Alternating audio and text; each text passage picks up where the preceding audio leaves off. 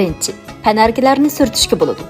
Vaqti o'tib ketgan sutni suyuldirgandan keyin panarkini surtsangiz, sut kislotasi tabiiy tozalash suyuqligi bo'lg'achqa hamda sutning tarkibidagi oqsil, yog' qatorliq moddalar panarkining ustida qo'g'dash pardasi hosil qilib, panarkini pokiz surtibli qolmasdan panarkining sirtqi qismini qo'g'dab, upurash va sizilib ketishning oldini oladi. Panarkini surtganda avval vaqti o'tgan sutni yuz yuyadigan dasga qo'yib, ikki hasillangan suv bilan suyuldiramiz. Ondan namdalgan raxni siqib, polni sursak bo'ladi. Agar vaqti o'tib ketgan sut ko'p bo'lsa, bir haftada bir qatim surtsangiz bo'ladi. Ikkinchi, xurum oyoq surtish.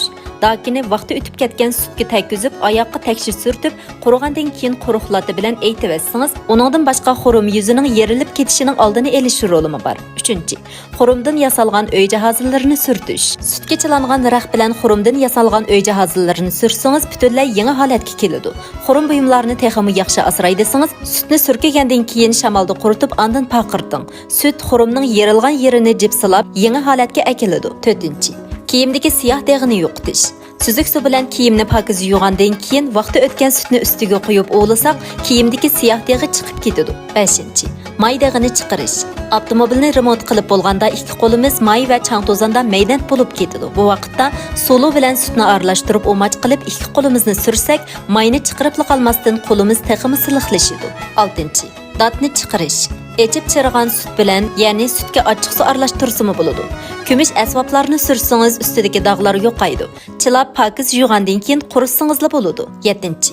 Farfor buyumlardagi dazni asliga keltiradi. Agar farfor buyumlarga daz ketsa, uni qozonga silib, sut qo'yib qizitgandan keyin pasaytib 45 minut turg'izsak, sutning tarkibidagi oqsil bilan farfor buyumlardagi sig'iz to'pi birikib, daz ketgan yerni tuzaydi. 8. Chach asrash. Vaqti o'tib ketgan qaytiqqa suv quyib suyuldirgandan keyin chach asrash malhami o'rnida chechimizga tekshir surkab, ozroq o'lgandan keyin suzuq suv bilan yuvib chechimiz siliqlab parqiraydi. 9. Biliq yemchuki qilish. Echitilgan sut biliq yemchukining eng yaxshi xuruji.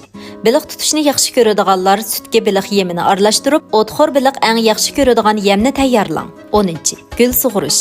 Vaqti o'tib ketgan sut echib qolgan bo'lsa, uning bilan gul sug'ursangiz bo'ladi. Gulning to'pisiga kichik o'rak qo'lab, sutni ko'mib qo'ysangiz, sesiq poroq chiqmaydi. Diqqat qilishga tegishliki, sut bak ko'p bo'lib ketmasligi kerak. Bir oyda 2 qatim gul sug'ursangiz bo'ldi.